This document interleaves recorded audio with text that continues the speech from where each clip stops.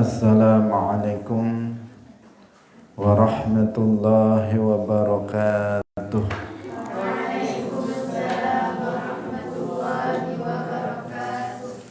Alhamdulillahi rabbil alamin. Lahu ni'matu wa lahul fadlu wa lahus sana'ul hasan. Wa salawatullahil barrir rahim. Wal malaikatil muqarrabin ala sayyidina wa maulana Muhammadin wa ala alihi wa ashabihi tayyibin tahirin. Allahumma la sahla illa ma ja'altahu sahla wa anta taj'alul hazna idha syi'ta sahla. Allahumma arzuqna al-ikhlasa fi niyyati wal qawli wal amal wa ba'du. Ila Nabi al-Mustafa sallallahu alaihi wasallam wa ikhwanihi min al-anbiya'i wal mursalin wa syuhada'i was salihin, khususan ila sultan al-awliya Syekh Abdul Qadir al-Jilani wa Syekh Ahmad al-Rifa'i wa Syekh Bahaidin al-Naqsyabandi wa Syekh Abdullah al-Harari wa ila arwahi muassis jam'iyyati Nahdlatul Ulama Syekh Muhammad Hashim Ash'ari wa Syekh Bisri Sansuri wa Syekh Abdul Wahhab Hasbuh wa ila arwahi jami'i ahli al-qubur minal muslimin wal muslimat. Al-Fatihah. A'udzu billahi minasy syaithanir rajim. Bismillahirrahmanirrahim. Alhamdulillahi rabbil alamin. Ar-Rahmanir Rahim. Maliki yaumiddin. Iyyaka na'budu wa iyyaka nasta'in. Ihdinas siratal mustaqim. Siratal ladzina an'amta 'alaihim ghairil maghdubi 'alaihim waladdallin. Amin. Hadirin hadirat kaum muslimin muslimat, pemirsa Madu TV rahimakumullah. Alhamdulillah, kita bersyukur kepada Allah Subhanahu wa taala. Pagi hari ini Allah Subhanahu wa taala kembali mempertemukan kita dalam majelis ilmu di majelis Baitul Iman dalam pengajian kitab Mukhtasar Ibn Abi Jamrah. Semoga Allah Subhanahu wa taala memberikan keikhlasan kita dalam melakukannya sehingga ini menjadi amalan salihan maqbulah. Amin ya rabbal alamin. Salawat dan salam semoga tetap terlimpahkan kepada Nabi Agung, makhluk yang paling mulia, yaitu Nabi Muhammad sallallahu alaihi wasallam, para sahabatnya, keluarganya, serta seluruh umat Islam yang mengikuti beliau ila yaumil qiyamah.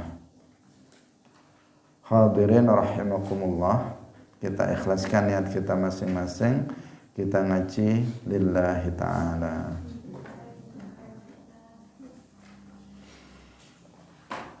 Kita sampai pada hadis yang ke-48, hadis yang sangat panjang, yang tidak bisa kita satu kali pertemuan menyelesaikannya, sehingga kita selesaikan secara bertahap. Satu hadis tetapi lebih dari 2 halaman. An Abi Hurairah, saking Abi Hurairah radhiyallahu anhu, annan nasa, sak temene manungsa iku qalu, padha ngucap sapa annasu, tegese para sahabat, ya Rasulullah, Rasulullah, hal nara ana ta ningali sapa kita Rabbana ing Tuhan kita yaumal qiyamati ing dalem dina kiamat. Qala jawab sapa Kanjeng Nabi, hal tumaruna ana taraku sapa sira kabeh fil qamari ing dalem bulan lailatal badri ing dalem wengi badr, wengi purnama. Laisa ora ana iku tunahu ing dalem ngisore qamar apa sahabun utawi mendung. Qalu jawab sapa annas, la boten ya Rasulullah. Qala dawuh sapa Kanjeng Nabi, fahal tumaruna mongko ana taraku sapa sira kabeh fi syamsi ing dalem srengenge. Laisa ora ana iku dunaha ing dalem ngisore srengenge sahabun utawi mendung. Qalu jawab sapa annas, la boten. Qala dawuh sapa Kanjeng Nabi, fa innakum mangka satemene sira kabeh iku tarawunahu ningali sapa sira kabeh ing Allah iku kadzalika kaya mangkono-mangkono olahe ora ragune sira kabeh ing dalem ningali bulan lan srengenge. Sampai situ dulu.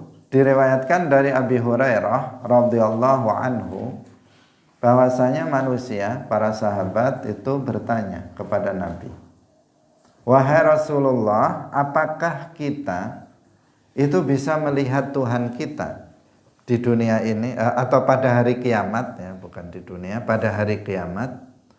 Apakah kita itu bisa melihat Tuhan kita pada hari kiamat? Nabi menjawab, apakah kalian itu ragu terhadap bulan pada malam purnama, di mana tidak ada mendung antara kamu dan bulan itu? Mereka menjawab, tidak, wahai Rasulullah.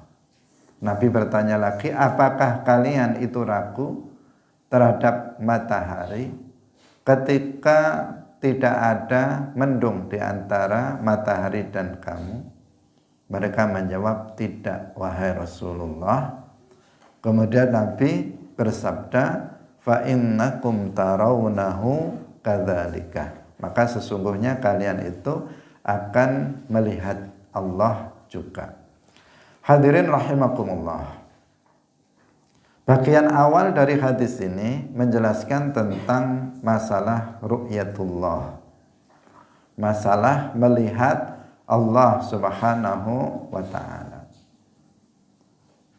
yaitu melihat Allah subhanahu wa ta'ala di akhirat nanti pada hari kiamat. Pertanyaannya karena memang tentang itu, yaitu ya Rasulullah, hal nara rabbana yaumal qiyamah.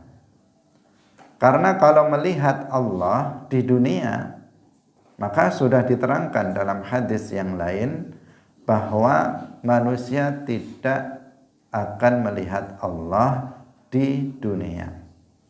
Di antaranya hadis bahwa Rasulullah Shallallahu Alaihi Wasallam bersabda, wa'lamu annakum lan tarau rabbakum hatta tamutu. Wa'lamu, dan ketahuilah, annakum, sesungguhnya kalian, lan tarau, tidak akan melihat, rabbakum, Tuhan kalian, ay fid dunya, kalian di dunia ini tidak akan melihat Tuhan kalian, hatta tamutu, sehingga kalian meninggal dunia. Nanti di akhirat kamu akan bisa melihat Allah. Tapi di dunia ini Allah subhanahu wa ta'ala itu tidak dilihat. Ini juga berdasarkan beberapa ayat Al-Quran. Di antaranya tentang kisah Nabi Musa alaihi salam. Nabi Musa alaihi salam mengetahui bahwa Allah subhanahu wa ta'ala itu ada. Dan secara akal sesuatu yang ada itu bisa untuk dilihat. Sehingga Nabi Musa alaihi salam pada awalnya menganggap bahwa Allah Subhanahu wa taala itu di dunia bisa dilihat. Itu anggapan Nabi Musa pada awalnya. Karena memang secara akal Allah itu ada dan sesuatu yang ada itu bisa dilihat. Sehingga setelah Nabi Musa alaihi salam diperdengarkan kalam Allah yang azali dan abadi, yang bukan berupa bahasa, huruf dan suara, kemudian Nabi Musa ingin mendapatkan karunia yang lain, yaitu bisa melihat zat Allah Subhanahu wa ta'ala.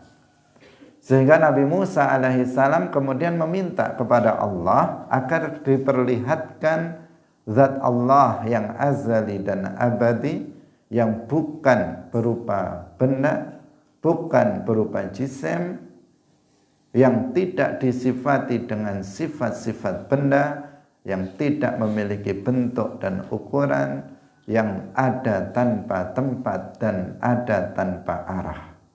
Nabi Musa ingin melihatnya, karena dalam akal beliau Allah itu ada dan sesuatu yang ada itu sah untuk bisa dilihat. Tetapi Allah Subhanahu wa ta'ala kemudian menjawab sebagaimana disebutkan di dalam Al-Qur'an, lan tarani, kamu wahai Musa tidak akan melihat aku, fid dunya.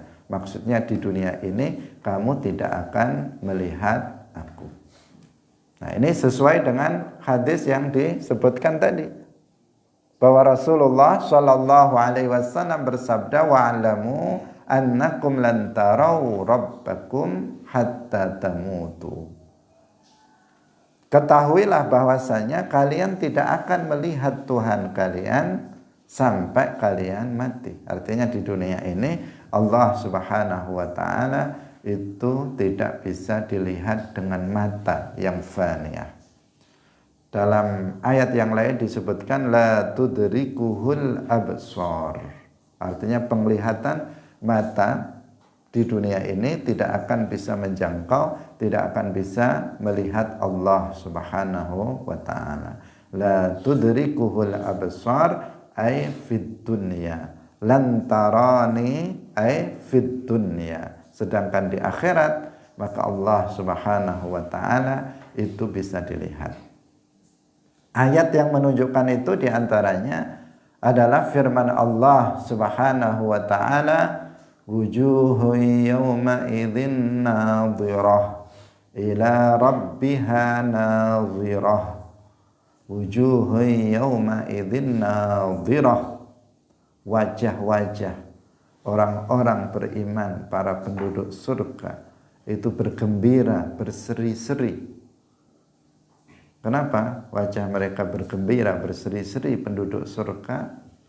Ila rabbiha nadhirah, karena mereka melihat Tuhannya. Karena melihat Allah atau ru'yatullah, an-nazar ilallah, memandang kepada Allah, itu adalah a'zamu ni'ami al-jannah, nikmat surga yang paling agung. Tidak ada nikmat surga yang melebihi agungnya melihat Allah Subhanahu wa ta'ala. Sehingga dikatakan wujuhun yawma idzin nadhirah ila rabbiha nadhirah. Ini hadis ayat yang menunjukkan tentang adanya ru'yatullah fil akhirah. Sedangkan hadis adalah hadis yang sedang kita baca, di mana para sahabat bertanya kepada Rasulullah sallallahu alaihi wasallam, wahai Rasulullah, apakah kita nanti pada hari kiamat akan melihat Tuhan kita? Nabi menjawab, apakah jika kalian melihat bulan di malam purnama yang enggak ada mendungnya, yang tidak ada mendungnya sama sekali, cerah, posisi langit itu sangat cerah, kemudian ini purnama, tanggal 14 malam 15, purnama, bulan sedang purnama. Apakah ketika kalian melihat bulan di malam purnama, kalian ragu bahwa itu bulan? Para sahabat menjawab, tidak wahai Rasulullah. Artinya enggak ada keraguan bahwa yang dilihatnya di malam purnama itu adalah bulan. Nabi bertanya lagi, apakah ketika kalian memandang, melihat matahari di siang hari yang enggak ada mendung, suasananya adalah kondisinya cerah, apakah ketika kalian melihat matahari, kalian itu ragu bahwa yang kalian lihat itu adalah matahari? Para sahabat menjawab, tidak. Kemudian Rasulullah Shallallahu Alaihi Wasallam bersabda, fa innakum tarawnahu kadzalik. Sesungguhnya kalian itu juga akan melihat Allah tanpa ada keraguan di dalam hati kamu bahwa yang engkau lihat itu adalah Allah Subhanahu wa ta'ala. Hadirin rahimakumullah. Kadzalik, nah kadzalik seperti itu. Ini bukan artinya bahwa Rasulullah Shallallahu Alaihi Wasallam itu menyamakan Allah dengan matahari atau bulan. Sekali lagi, dalam hadis ini sabda Rasulullah Shallallahu Alaihi Wasallam, fa innakum tarawnahu kadzalik, kadzalik seperti itu, kamu juga akan melihat Tuhanmu seperti itu. Ini bukan Nabi menyerupakan Allah dengan matahari atau bulan, tetapi Nabi menyamakan penglihatan penduduk surga kepada Allah dengan penglihatan penduduk dunia terhadap matahari di siang hari dan melihat bulan di malam purnama dari segi tidak ada keraguan di dalamnya. Jadi dari sisi apanya?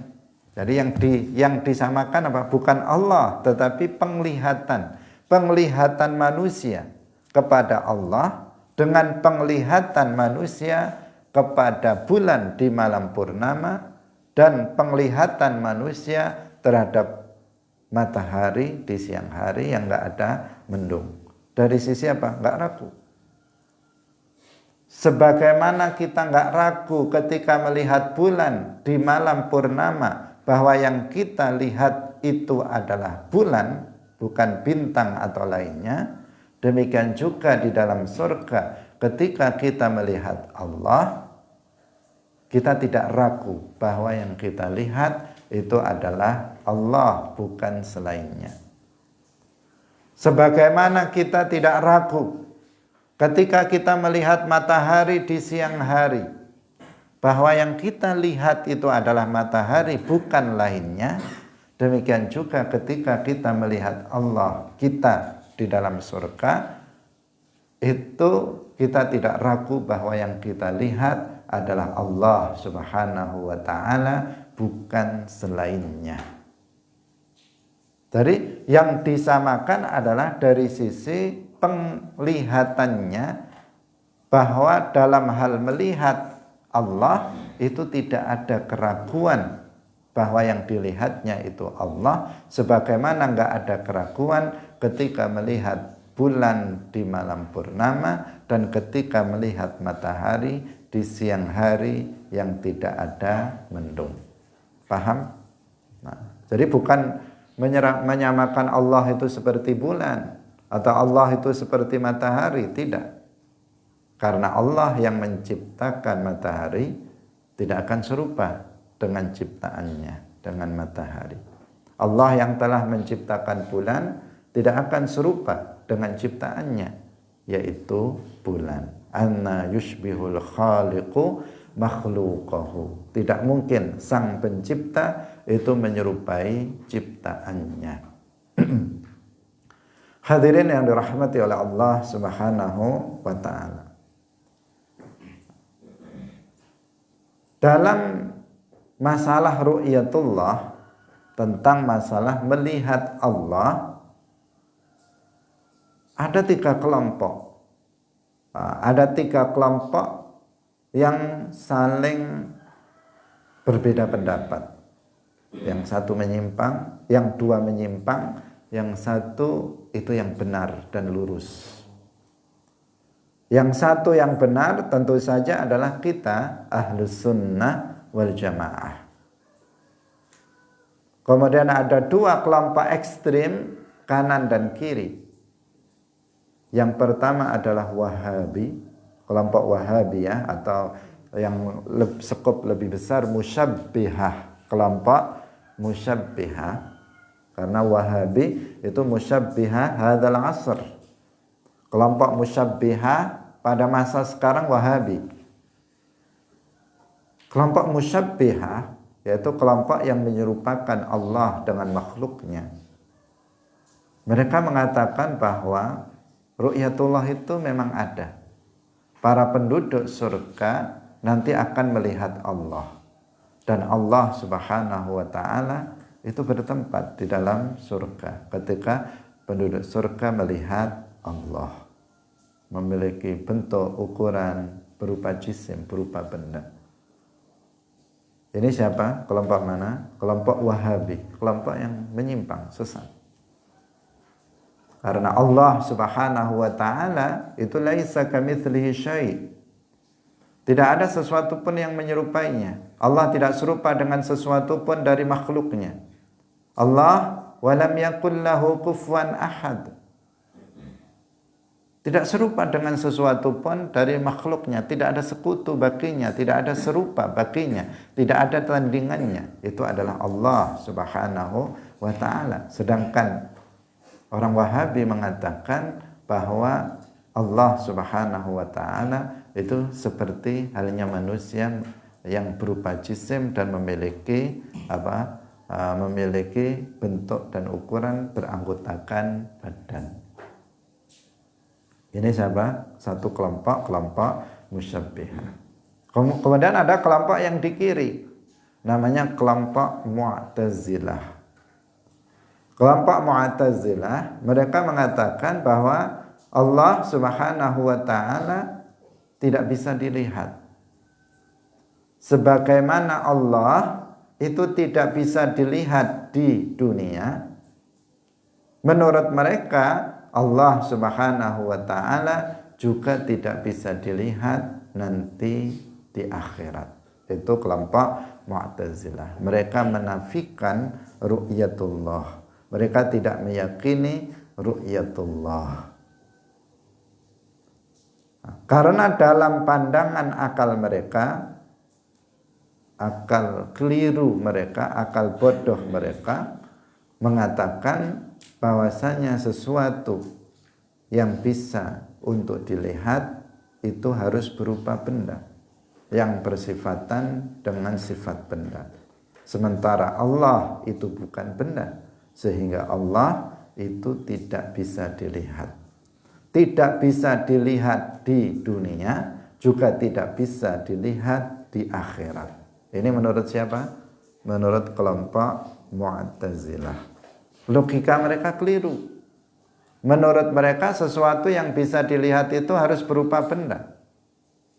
Sedangkan menurut kita tidak harus berupa benda. Sesuatu yang bisa dilihat syaratnya cuma satu, yaitu bahwa sesuatu itu ada. Ketika kita telah meyakini Allah itu ada, maka Allah itu sah untuk bisa dilihat. Al-bari'u mawjudun fayasihhu an yura. Para ulama mengatakan bahwa Allah mawjudun fayasihhu ayyura, atau lafadznya fal bari'u ta'ala mawjudun fayasihhu ayyura. Al-Bari' yaitu Allah Subhanahu wa taala itu maujud, ada, maka sah secara akal untuk bisa dilihat. Itu logika yang benar. Itu logika yang benar. Sementara logikanya orang Mu'tazilah, mereka mengatakan Allah bukan benda. Allah ada tanpa tempat. Bagaimana bisa dilihat? Karena yang bisa dilihat menurut mereka, menurut waham mereka, sesuatu yang bisa dilihat itu mesti berupa benda yang bertempat pada suatu tempat tertentu. Berdasarkan pendapatnya ini, kemudian mereka banyak sekali menyalahi ayat Al-Quran dan hadis. Ayat Al-Quran yang tadi kita sebut, wujuhu yawma idzin nadhirah ila rabbiha nadhirah. Bertentangan juga pendapat mereka dengan hadis yang kita baca, fa innakum tarawnahu kadzalika. Fa innakum tarawnahu kadzalika. Sesungguhnya kalian itu akan melihat Allah. Itu Nabi yang mengatakannya, tetapi orang Mu'tazilah pendapatnya menyimpang dari itu. Hadirin rahimakumullah. Kelompok yang ketiga yang di tengah-tengah adalah kita Ahlus Sunnah wal Jamaah. Ahlus Sunnah wal Jamaah di antara Wahabi dan Mu'tazilah. Kita mengatakan bahwa Allah Subhanahu wa taala bisa dilihat karena Allah berfirman, wujuhun yawma idzin nadhirah ila rabbiha nadhirah. Karena Rasulullah sallallahu alaihi wasallam bersabda, fa innakum tarawnahu kadzalika. Maka kita meyakini Allah bisa dilihat. Tetapi kita Ahlus Sunnah meyakini Allah yang kita lihat itu tidak serupa dengan makhluknya. Karena Allah berfirman, laisa kamitslihi syai'. Walam yakul lahu kufuwan ahad. Allah enggak serupa dengan sesuatu pun dari makhluknya. Kita para penduduk surga, orang-orang mukmin bertempat di dalam surga.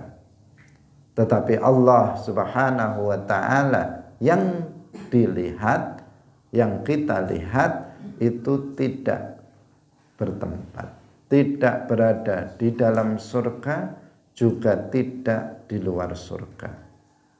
Kita yang melihatnya di mana? Di dalam surga. Sementara Allah Subhanahu wa taala yang dilihat, dia tidak berada di dalam surga, juga tidak di luar surga.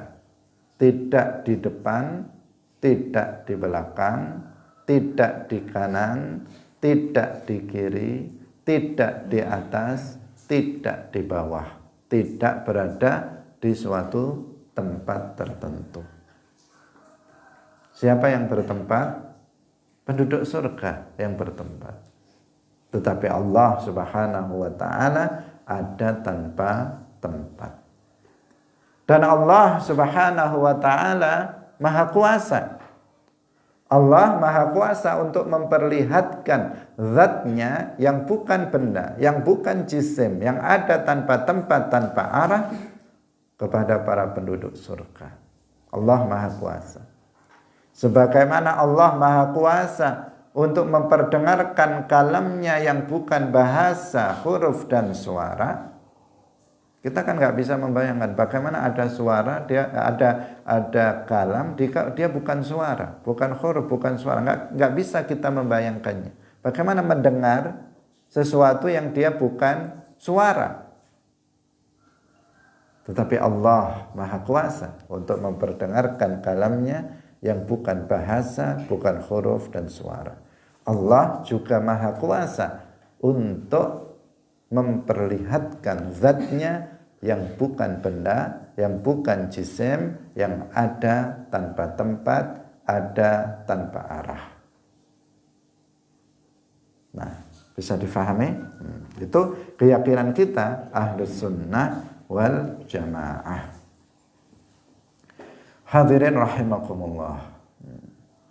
Ini bagian yang pertama dari hadis panjang ini menjelaskan tentang masalah ru'yatullah.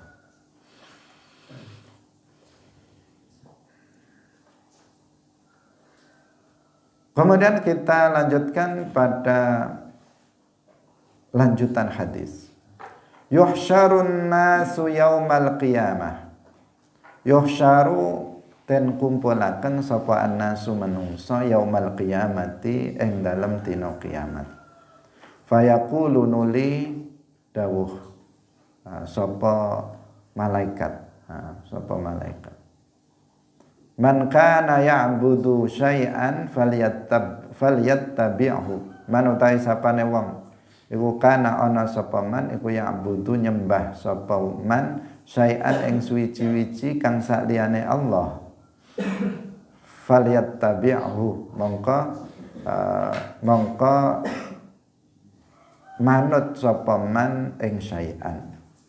Faminhum mongko iku setengah sangking man utawi wong yattabi'u kang manut asyamsa ing srengenge.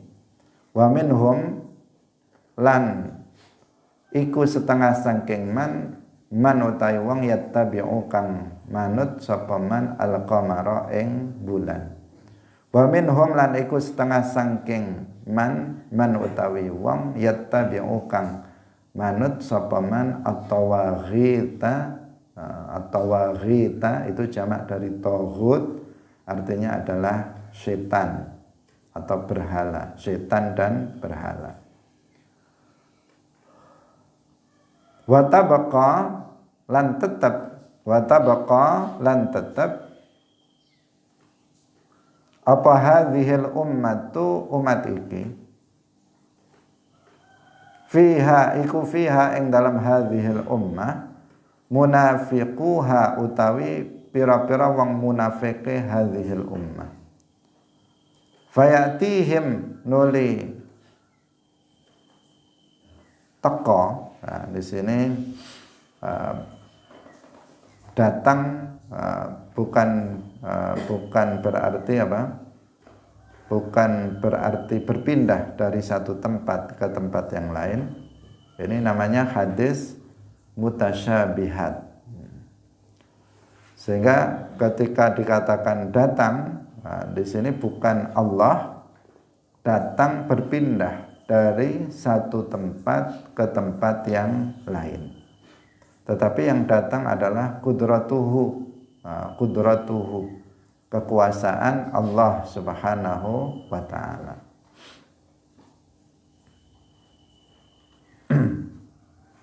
Bukan datang berpindah satu tempat ke tempat yang lain. Fayatihimullahu nuli teka ing menungsa Allahu kekuasaane Allah. Fayaqulu nuli dawuh ana rabbukum, ana uta ingsun iku rabbukum, utawa teka sapa malaikat. Biasanya ada dua pentakwilan.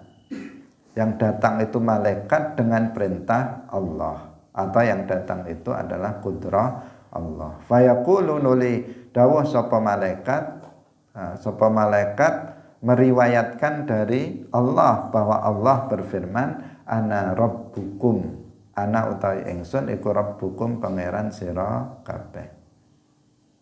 Fayaquluna nuli padha ngucap sapa wong akeh hadza utawi iki iku makanuna panggonan kita, hatta ya'tiyana sehingga teka ing kita sapa rabbuna.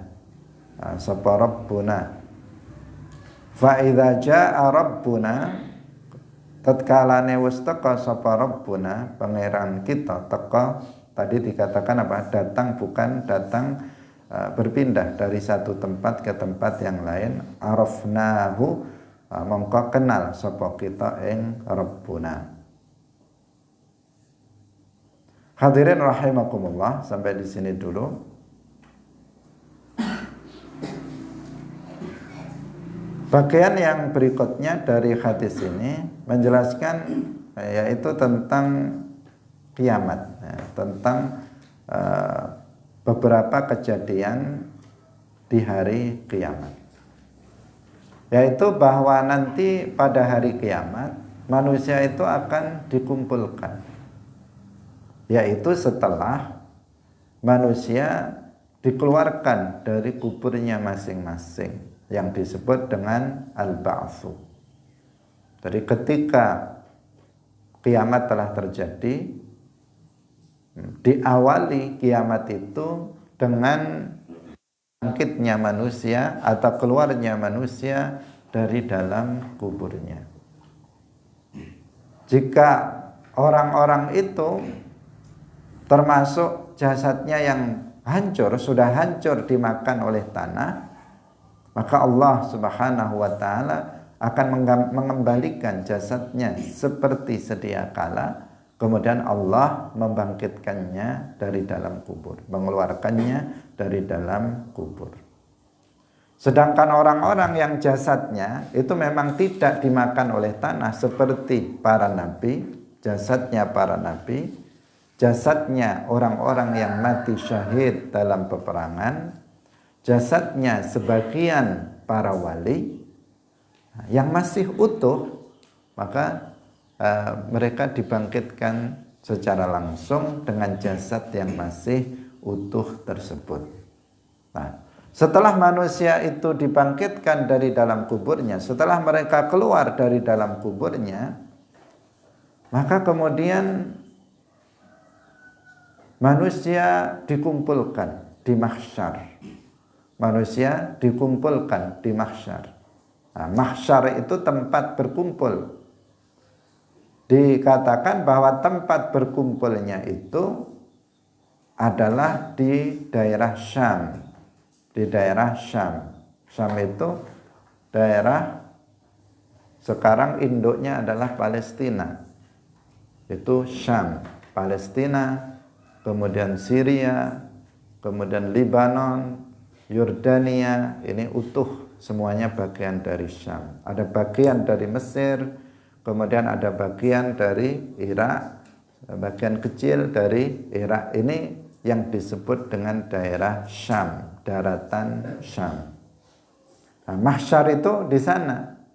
Artinya manusia setelah dikeluarkan dari kuburnya masing-masing di berbagai belahan dunia, ada yang kuburannya di Indonesia, atau kuburannya ada di mana?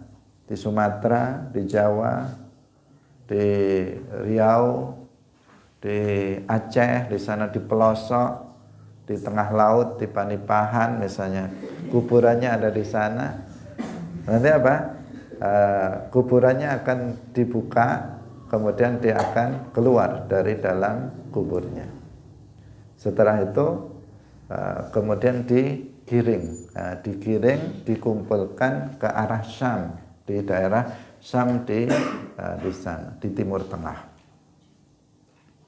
Sehingga kemudian mereka berkumpul di mahsyar. Itu yang disebut apa namanya? Hasyr. Hasyr itu dikumpulkannya manusia di mahsyar, yaitu di daerah Syam. Jadi bumi ini belum hancur. Di saat malaikat Israfil meniup sangkakalanya yang pertama, semua makhluk hidup akan mati, semua manusia mati. Kemudian jin mati, malaikat juga mati, kecuali beberapa malaikat yang dikehendaki masih hidup, tidak mati oleh Allah. Tetapi buminya tidak hancur, karena ada sebagian yang menggambarkan di saat malaikat meniup sangkakala yang pertama terjadi kiamat, itu buminya meledak. Buminya meledak. Belum meledak, belum hancur, buminya masih ada. Kalau hancur, terus kamu gimana? Yang dalam kubur kan ikut hancur jadinya. Manusia dia buminya tidak hancur, tetapi segala sesuatu yang ada di atasnya itu yang hancur. Baru setelah itu manusia dari bumi ini dikeluarkan dari kuburnya. Kemudian dikumpulkan di mahsyar. Nah, Terus setelah dikumpulkan di mahsyar, baru manusia itu kemudian dipindahkan oleh Allah Subhanahu wa taala di tempat gelap dekat Sirat. Baru kemudian bumi ini dihancurkan oleh Allah Subhanahu wa taala dan Allah menciptakan bumi baru yang biasa disebut dengan istilah al-ardu al-mubaddalah. Al-ardu al-mubaddalah, bumi pengganti dari bumi ini. Nah, setelah bumi baru tercipta, kemudian manusia yang berada di tempat dekat Sirat dikembalikan lagi ke bumi, tetapi bumi yang baru yang disebut al-ardul mubaddalah, yang sifat-sifatnya berbeda dengan bumi yang kita tempati ini. Karena bumi baru itu berwarna putih, tidak ada gunungnya, tidak ada tidak ada lembahnya, nggak ada jurangnya, nggak ada lautnya, nggak ada sungainya, rata dengan rata, buminya itu rata berwarna putih, tidak naik turun, rata. Itu di situ manusia diletakkan untuk melanjutkan proses kiamat. Ada hisab, ada mizan, dan proses-proses kiamat berikutnya itu dilakukan di bumi yang baru ini. Al-ardu al-mubaddalah. Hadirin yang dirahmati oleh Allah Subhanahu wa taala. Sebelum masuk pada pembahasan ini, tadi kita menyebut bahwa dalam hadis ini ada hal yang mutasyabihat. Sebagaimana ada ayat mutasyabihat, ada hadis mutasyabihat, yaitu tepatnya pada hadis atau pada pada pernyataan hatta atau fayatihumullahu, atau pada berikutnya ada hatta ya'tiyana rabbuna. Kemudian di belakangnya lagi ada fayatihimullahu. Atayati itu maknanya sama dengan ja'a yaji'u. Di dalam ayat ada waja'a rabbuka, itu ayat mutasyabihat. Waja'a rabbuka itu ayat mutasyabihat.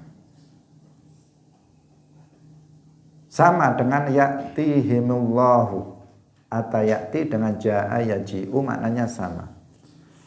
Makna zahir dari atayati atau ja'a yaji'u itu adalah al-intiqal, berpindah dari satu tempat ke tempat yang lain.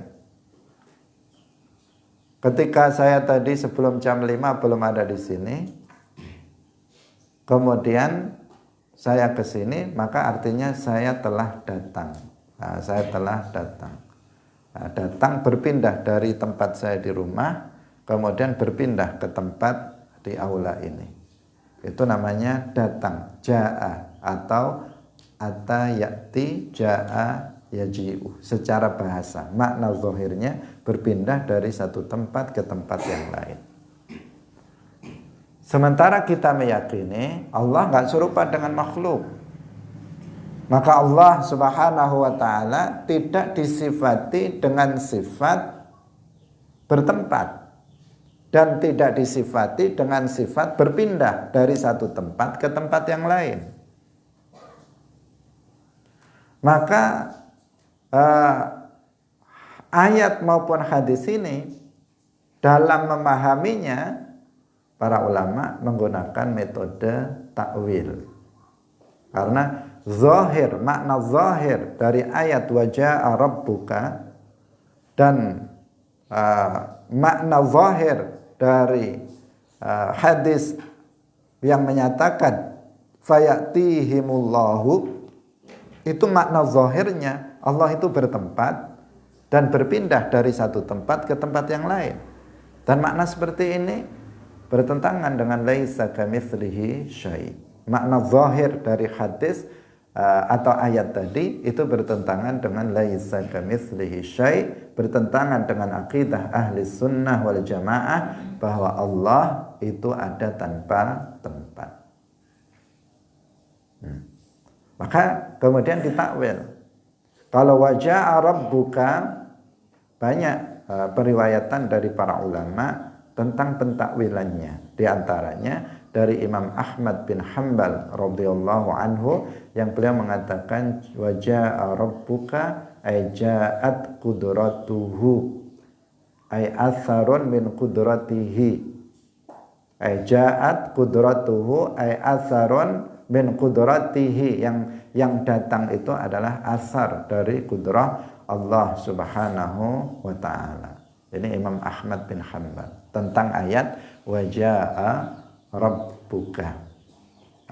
Demikian juga fayatihimullah, maksudnya ada yang mentakwilkannya bahwa yang datang itu adalah Subhanahu wa ta'ala. Hadirin rahimakumullah, tentang hadis ini sendiri, hadis yang sedang kita bahas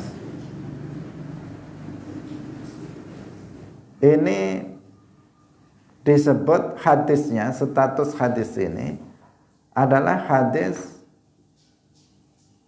yang hadis ahad. Hadis ini adalah hadis ahad, bukan hadis mutawatir.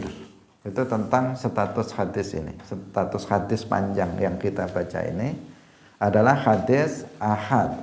Nah, hadis ahad itu apakah boleh untuk dijadikan sebagai hujjah di dalam permasalahan akidah? Ada sebagian ulama yang mengatakan nggak boleh, tetapi mayoritas ulama mengatakan hadis ahad itu bisa dibuat sebagai hujjah selama ada catatannya, tidak secara mutlak. Hadis ahad bisa dijadikan sebagai hujjah dalam akidah.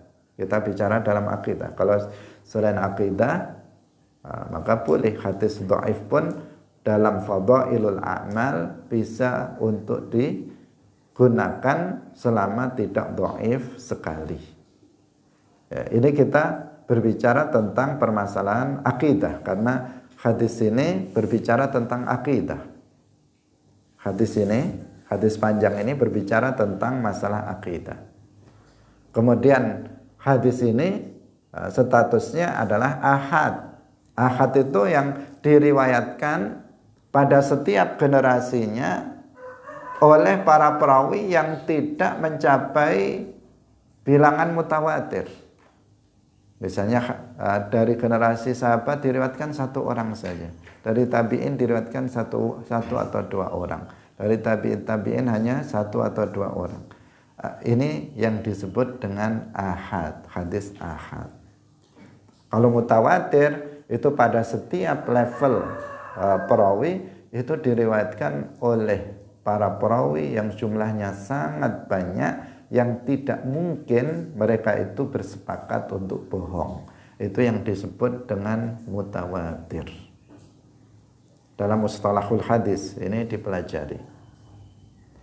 Nah, kalau ahad, kalau mutawatir, maka itu sudah pasti sabit dan pasti sahih. Sehingga tidak perlu kemudian dilakukan penelitian tentang status hadis tersebut. Itu kalau apa? Mutawatir. Tetapi kalau ahad, hadisnya itu ahad, maka diteliti terlebih dahulu sanad dan matannya. Sehingga kemudian muncul kesimpulan dari para hufad, oh hadis ini sahih, hadis ini hasan, hadis ini dhaif. Sekarang bagaimana menggunakan hadis ahad sebagai hujjah di dalam akidah? Mayoritas ulama mengatakan boleh menggunakan hadis ahad sebagai hujjah, tetapi dengan catatan tidak ada perbedaan pendapat di antara para ulama tentang kesahihan dari para perawi hadis tersebut. Kalau masih ada yang bilang ini kadzab, ini enggak adil, yang satu bilang adil, itu berarti masih ada khilaf. Tetapi sepanjang tidak ada khilaf tentang keadilan dari para perawi hadisnya, maka hadis tersebut itu bisa dijadikan sebagai hujjah dalam akidah. Nah, berkaitan dengan hadis ini, ada sebagian ulama yang mengatakan hadis ini nggak bisa dijadikan hujjah dalam akidah. Hadis ini tidak bisa dijadikan sebagai hujjah dalam akidah menurut sebagian ulama. Dalam akidah nggak bisa hadis panjang ini dijadikan sebagai hujjah. Tapi sebagian ulama yang lainnya mengatakan hadis ini hadis sahih, rawahul Bukhari. Ini rawahul Bukhari. Semua hadis yang ada di sini itu rawahul Bukhari. Sehingga sebagian mengatakan hadis ini hadis sahih. Hanya saja lahu ta'wil. Hadis ini harus ditakwil karena makna zahir dari hadis ini bermasalah. Makna